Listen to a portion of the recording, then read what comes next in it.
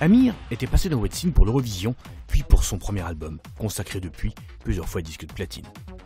Il a écrit son deuxième album, Addiction, sur la route, histoire de rester dans la même énergie et de continuer cette belle histoire avec le public. Amir revient sur ce nouvel opus et la tournée en cours, maintenant dans What's In. Salut tout le monde, c'est Amir sur What's In.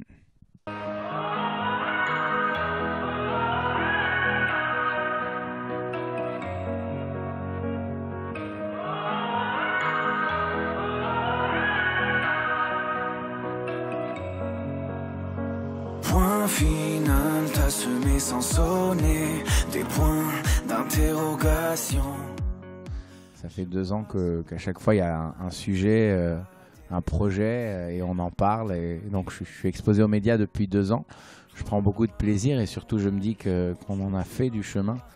Donc c'est très positif et encourageant de se rendre compte de ça, de se dire que si on se réveille tous les jours avec une envie de créer, de faire quelque chose, de faire avancer la machine, toutes les équipes, hein, c'est pas que moi, et qu'après on regarde en arrière et on se dit regarde en peu de temps ce qu'on a pu faire, c'est génial, c'est très satisfaisant.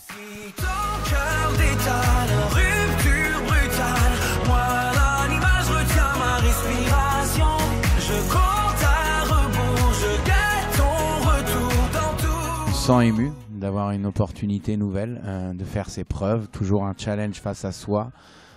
C'est encore envie de surmonter les a priori, de se dire que même si on a une chance de ne pas réussir, on va tout faire pour.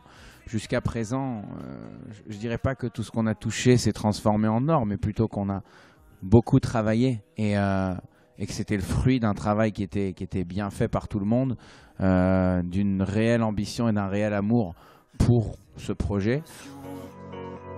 Je me fais des films en noir et blanc, j'aurai l'Oscar de l'âme en peine. Je préfère la... Revenir travailler sur le deuxième album, c'était avant tout un plaisir. C'était avant tout se dire, tiens, ben, on retrouve les équipes d'écriture, on va faire ce qu'on aime, on va servir au public de nouvelles chansons, de nouvelles créations, on va approfondir le dialogue, on va aborder des sujets qu'on n'a pas abordés jusque-là. En fait, c'est très frais, c'est une nouvelle rencontre, c'est plein de nouvelles idées qui fusent. À vrai dire, on a commencé à écrire le deuxième album 2 semaines seulement après la sortie du premier. Ça a commencé très très vite. On n'a pas arrêté, mais on a fait ça avec beaucoup de joie.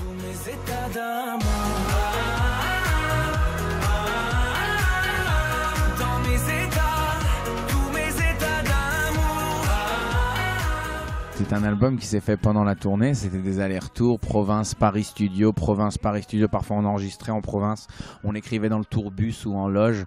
Et aujourd'hui, ben, l'album est sorti il y a déjà 3-4 mois. Et il se porte bien, mais c'est surtout que c'est génial de voir que même si ça avait l'air presque impossible, on l'a fait et les gens aujourd'hui écoutent ces nouvelles chansons, vont les découvrir bientôt sur scène et absolument. Et puis là aussi on a hâte, en fait c'est des enchaînements. Une fois que la tournée sera terminée, je pense que je courrai pas au studio, mais plutôt faire un voyage peut-être. Exactement pour ressentir des choses qui sont extérieures au métier, à la bulle du travail, et aller s'inspirer de tout ça pour la suite.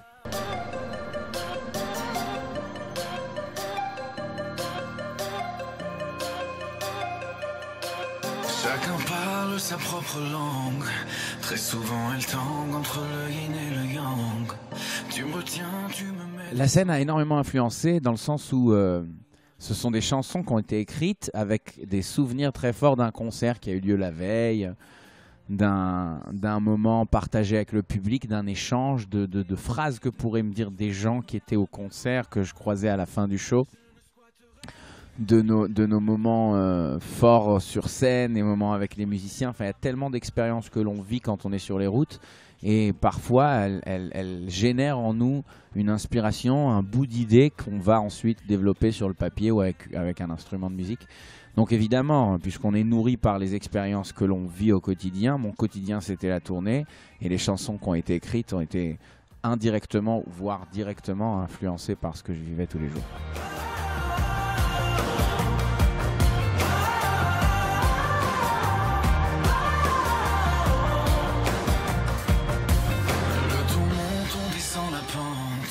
Parfois je me plante entre l'ami et la menthe. Les démons chantent et nous démentent. Ben justement, j'ai préféré me dire que si le public est là, c'est rassurant. Et que la barre est toujours haute parce qu'on a envie de se surpasser. Mais ben, plutôt que de me dire, tiens, maintenant ça marche, ils vont peut-être disparaître, j'ai peur. Non, je me suis dit, ça marche, ils sont là. Et ben, on est content d'être là. Et si moi je prends du plaisir, j'espère qu'eux aussi. Moi, ça m'a beaucoup porté, justement, le public, la présence du public. Je pense que c'est grâce à cette tournée, grâce à une rencontre tous les soirs dans une autre ville de France, parfois des villes où j'ai jamais mis les pieds, et voir encore une fois des milliers de gens se mobiliser et faire ce pas qui est tellement touchant d'aller acheter un billet pour nous voir sur scène. Ce sont des choses qui nous ont rassurés. Et dans l'écriture, moi je sais que, je me disais, il y a une famille qui s'est formée, des gens qui croient en nous, qui ont envie de nous écouter. Donc pas de pression, pas d'éléments négatifs, bien au contraire.